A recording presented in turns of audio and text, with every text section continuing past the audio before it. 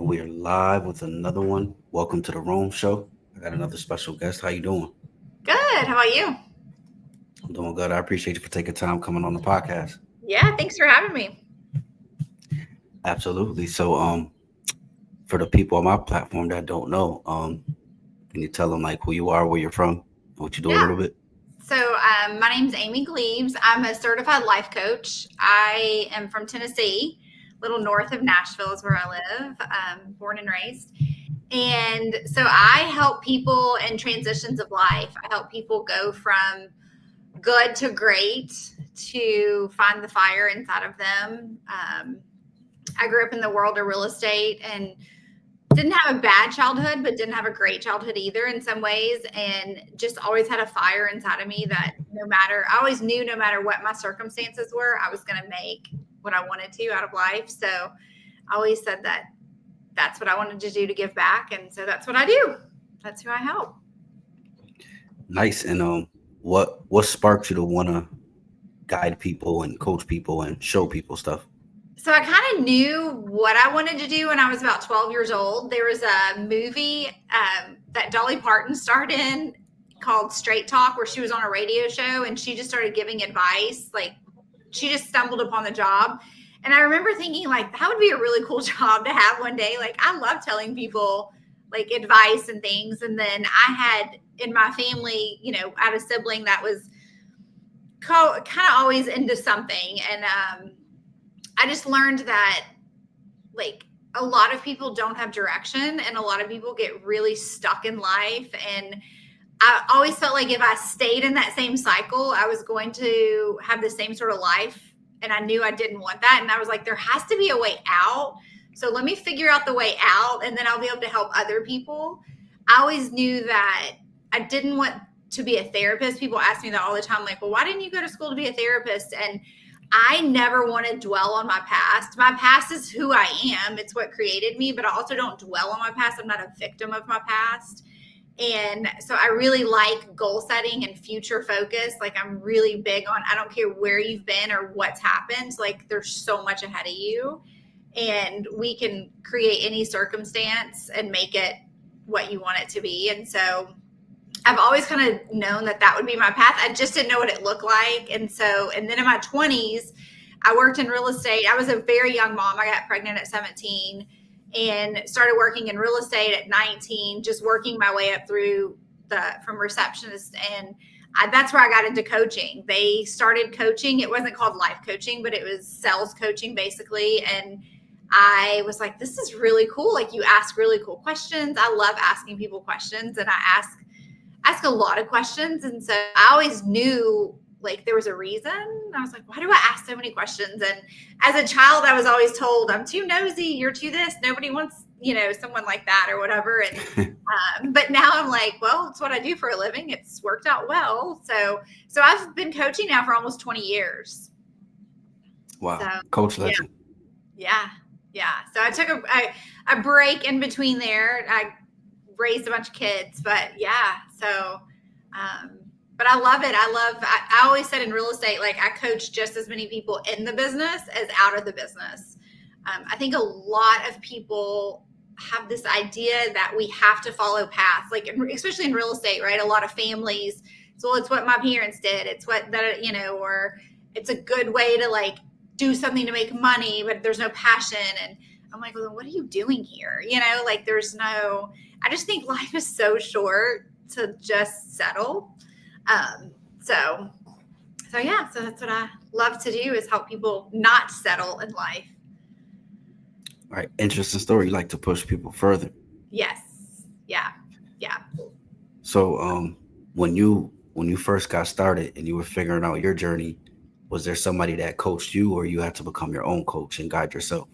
So oddly enough, when I first started out, I like in my high school years and stuff, I always knew deep down there was something more, but I never had that person that I saw living that life, or like I didn't really know what it looked like. I just have always had this feeling like there's something different for you. And then in my early 20s, that's when The Secret came out, the law of attraction. Like people started talking about that stuff. And I'm like, oh, there's a different way to think. Like, what if I don't have to think all of these thoughts? Or what if I don't have to follow everyone else's path and like be mediocre? Like, what if?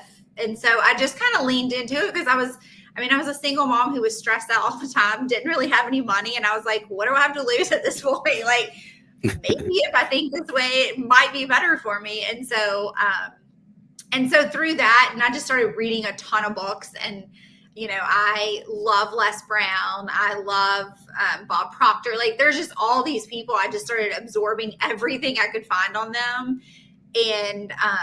And so I would say they were my first coaches, probably. I did end up hiring a coach once I became certified. I was like, oh yeah, I get this now. And so I've always had a coach since then. But, you know, whether it's business or life, like, I just always think there's always another layer that we're unpeeling. And so, yeah, I'll probably always have a coach. Well, I know I will the rest of my life. Right. Interesting. And do you encourage people to go out and get a coach or get some coaching? Yeah. I think we as humans will always figure out our path. Like, I'm a big believer that our paths will unfold the way they're supposed to. I just always say a coach helps you get through the dirt and get there faster. I think a lot of people, a lot of people come to me and they don't think they have hangups. Like, they think they're doing everything right and they just haven't been given the opportunity yet, or, you know, and I'm like, ugh, it's all that dirt in your head. Like, all these thoughts, all these, like, you know, I remember something that was said to me in, you know, 6th grade that still, if I let it, it'll impact me. And I'm like, those are the things we have to work through. Those are the things we have to remember. Like, oh, that was that version of us, but it's not who we are today. Right. So, how do you handle failures or setbacks? I absolutely love failures. And the reason I do is because I believe I can't get to the next level without them.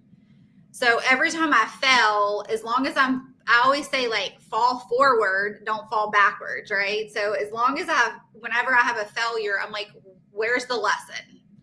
And then maybe we do it again, but we switch something up. Like, I don't think anything works perfectly or is, you know, going to be amazing the first time. I mean, I think it's the same thing with business, right? Like, I didn't expect to, like, start this new business and have, you know, all these people lined up. Like, it's a build. Like, I'm building something, and I like that about me. And so there's some things I try and I'm like, oh, that didn't work. And so, but I don't look at it as a failure. I look at it as one more step into becoming who I want to be with this. I think if I had overnight success at anything, I would get bored and it wouldn't challenge me and I would burn out, right? Like, I think I'm like building this. And part of what I always say, like, one of my favorite traits about myself is that I'm not perfect. And I love that about me. Like, I love having flaws. I love being like, yeah, I screw up all the time, you know, like, it's just who I am. I'm not a perfect mom. I'm not perfect. Like, it's great. But I think failures, I always tell people, if you're failing, you're going after it. Like, that is what is making you get closer and closer to that goal, like, to reach those dreams. Setbacks are interesting. I think sometimes we are meant to have setbacks to pause.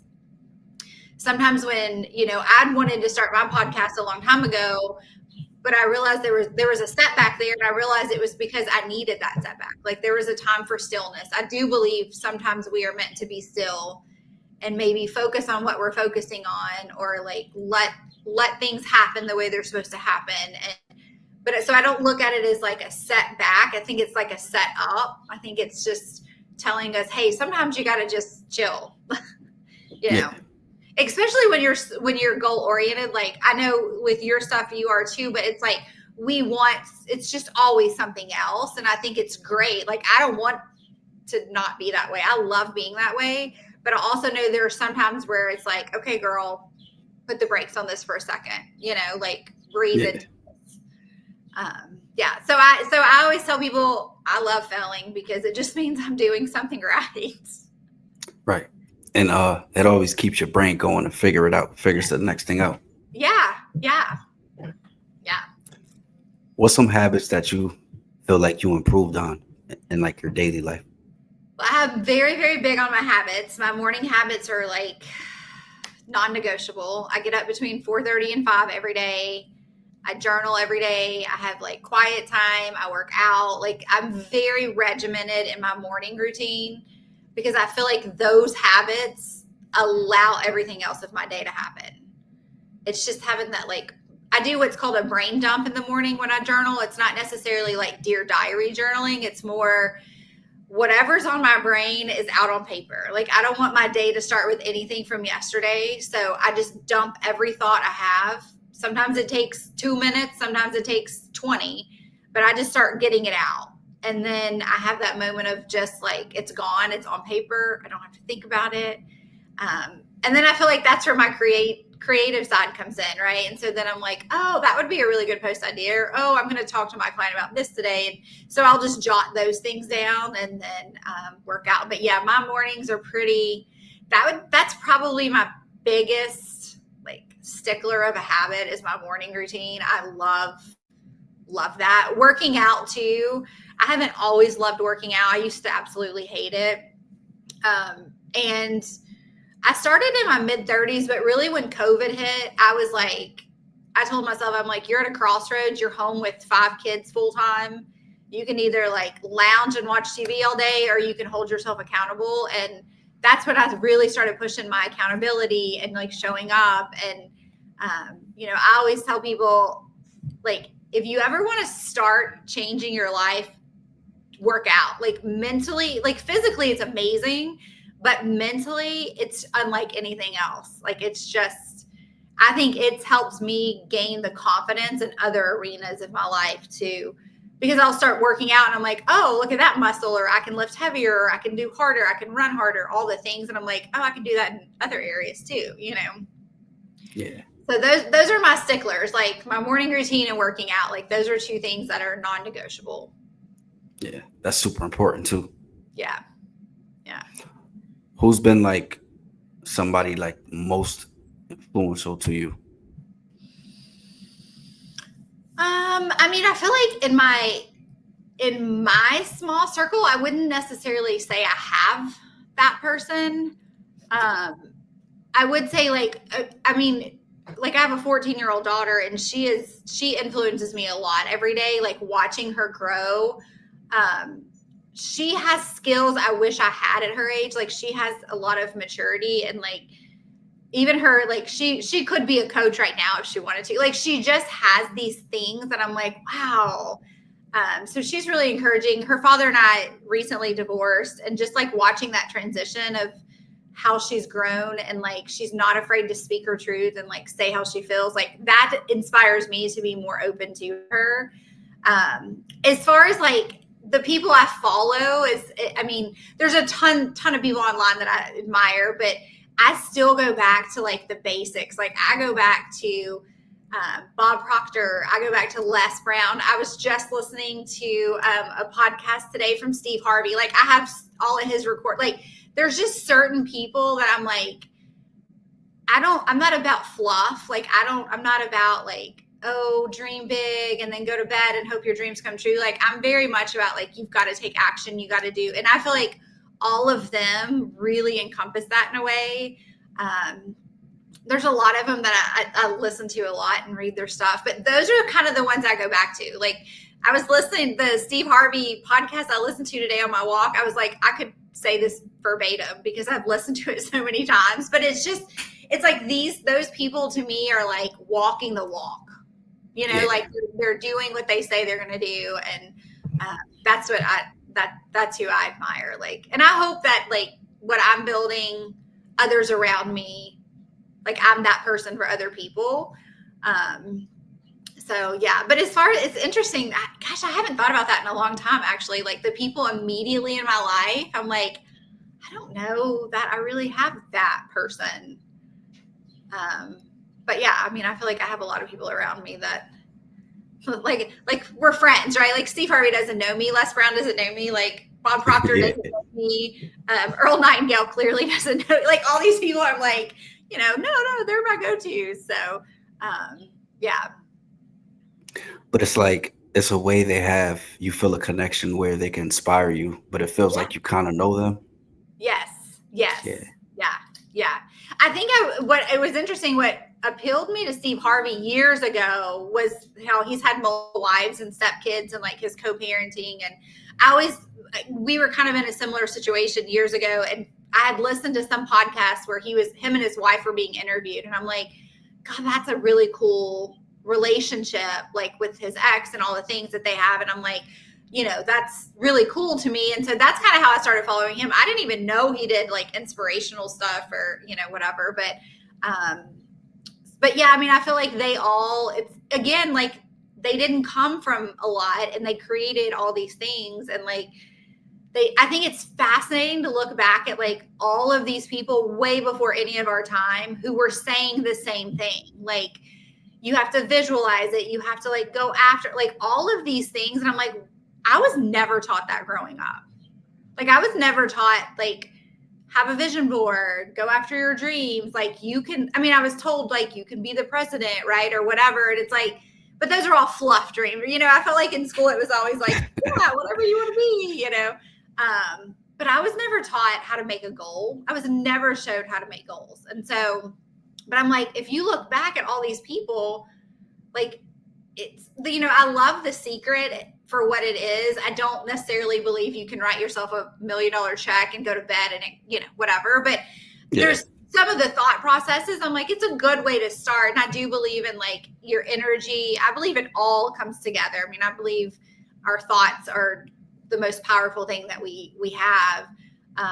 But like they all got it. Like all of these people, like it's crazy to me how we lost it. So that's kind of my goal, is like to bring some of these people back into the world of, even my daughter, I had her read a book about money from Bob Proctor. That was an old book and she was kind of bored with it, but like she got the gist of it. I'm like, these people actually have really cool things to say, and they're doing it. They're living it. These people are actually living out what they say can happen. So yeah, I always say I go back to the old stuff. All these people are like following newbies, and I think some of the newbies are great because I love the perspective. I think we've learned so many things. And I've always said, like, I'm a teacher or a student of all of this. Like, I want to keep learning new ways, and like I try new things all the time. I'm like, oh, okay, I'll try that. Sure. Like, so yeah. Yeah. You always have those the ones that you always go to. Yes. Mm-hmm. Yeah. Yeah. Right. How did you decide to pick the career path that you picked? I think so I was actually in real estate for a long time. And so when I became a coach back years ago, once I got married and my husband had a lot of kids and we had kids together and things, I realized like I wanted to be more hands-on with them. And we were into the real estate flipping business. So we were starting to build and flip and renovate Airbnb and all that stuff. So I got into real estate on that end. I had always been inside the business, then now I was outside. And I loved it. Like I loved doing it, especially working with buyers, right? That it would be their first time buyer, their dream home or whatever it was. But I realized like all through this, I kept coaching people. Like I was still somehow people would find me. I coached for a nonprofit for a long time, just on the side. I was on their board and helped single moms get their children back who had lost their children to like drugs or different things. And I would like, it was my joy of the week. I was like, I want to go talk to these women all the time. And so I just knew, I was like, this is clearly my path. I get more excited to do this stuff than, anything else I do. And so it just kept happening over and over. I just kept seeming to find people that wanted me to talk to them about life. And I would ask them questions and I would get really into it. And it was kind of like my high. I'm like, that's where I get excited, right? Like that's where I'm on a high, is when I'm talking about improving your life and like waking up and taking action. And, so in 2020, it was just, most of my kids were grown. I still have one at home who's 14, but all the other kids were kind of doing their own thing. They were back from college, but independent enough. And I was like, what am I doing? Like, this is what I want to do. Why would I not why would I not pursue this more? And so I went through another year-long course and did a lot of stuff with that, and then just kind of slowly started building and figuring out like who I wanted to work with, how I wanted this to look, and I still am figuring it out. I love my clients, and I just launched a podcast, and I'm like, there's so many things I'm like getting to, and I'm like, this is just evolving every day. So, yeah, I just I love getting a text from a client that's like, oh my gosh, I did the work, or I did it, or it makes sense, or I had an aha moment, or like, seeing people that thought their lives, they were hopeless. Like I have a lady who was like, I have no hope left in life. And I'm like, oh my God, you have all this in front of you. Like, what is happening? And, and for her to text me 2-3 weeks later and been like, oh, I actually went out and had fun with friends for the first time in 5 years, I'm like, that's what it's about. It's not necessarily about like, not everyone needs to change their lives as far as like careers and all that stuff. For me, I had to do like a complete overhaul. And I knew that. Like I've gone through a huge transition this past year just on my own. And as that transition has happened, I've really seen my business really go crazy because it's like I've up leveled as a human, and now I can see my work up leveling more. And so it's really exciting to kind of see. But I think I've just always been like, this is it. Like, I got to figure out how to make this work. It's always been in your mind to do this. Yeah. I always knew I would do it on my own. I just didn't know how it would look. I was like, and for a long time, I think that held me back, right? It was like, well, how would it look? I did a podcast last week on this, but I was always very fearful of succeeding. I didn't have a fear of failure. Like, I was a mom. We fail all the time. I mean, I was a mom at 17. Like, everyone assumed I was like the biggest failure in the world, right? Like, they were like, oh, she got pregnant at 17, whatever. And so I did not fear failure. But I really feared succeeding because I had a lot of kids and I was responsible for most of their stuff. And, what if I was successful and I couldn't go to all their events? Or what if I got so successful that, like they got mad at me because I wasn't, it was just all. And so I just kept playing small. I'd be like, oh, I'll take one client here, or I'll wait till next year, or maybe I'll do it this, And what I realized is when I quit playing small and actually was like, I'm going all in on me, like this is my thing, my kids are all fine.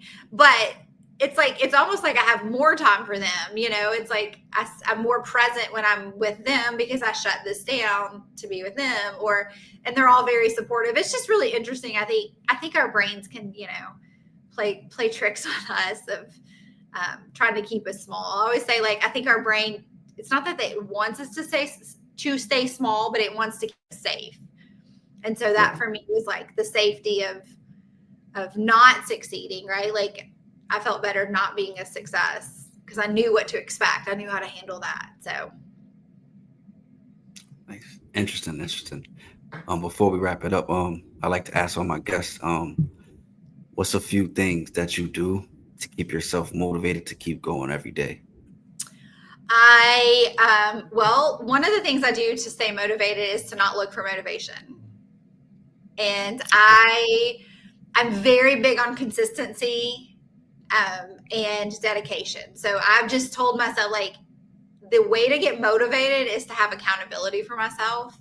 And so there are some days I wake up and I'm like, I really don't want to do anything. And I'm like, okay, how would you feel if you don't do this?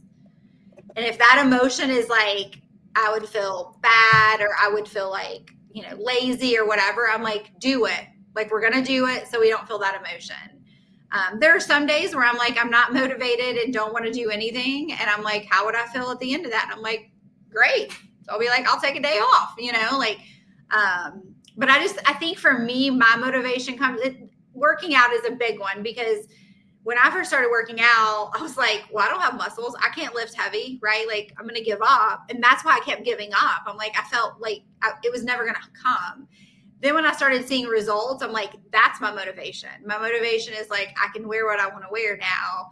I don't have to hide. I feel better. I sleep better. Like all of these things, they're like reminders to me. I'm like, oh, my stress level is at a zero 90% of the time because I got out of a situation I didn't need to be in, right? Or so it's like all of these little things are just reminders to me. But I always say like consistency, discipline, like those are my keys. Like I have to have it in my life because I'm like, and I'll watch myself. Like I was gone last week on a trip and I kind of let my discipline go a little bit. And I'm like, oh, check in with yourself to see how you feel, like, um, and so that motivate, like the minute we pulled into the driveway from the trip, it was 12 o'clock and I was like in my gym within 15 minutes. I'm like, I got to get back to it. Like I got to get back on, feeling good. And, so I love motivation, but motivation I always say is like, I don't know, like I always say it's like a little bitch. Like sometimes she'll show up, sometimes she's not. But if you wait on her, you're never gonna do anything, like so I'm always like, motivation's great when she shows up, but when she's not, it's like I have to create it. Right. Nice advice. Well, I really appreciate you coming on the podcast. Yeah, thanks for having me. I'm excited Definitely. to watch you keep flourishing. I love all your stuff. Appreciate it. Maybe we could do a part 2 soon. Yeah, that'd be great. Yeah. All right. I'll definitely keep in touch. Perfect. Thank you. Have a good day. All right, you too. Peace. Bye.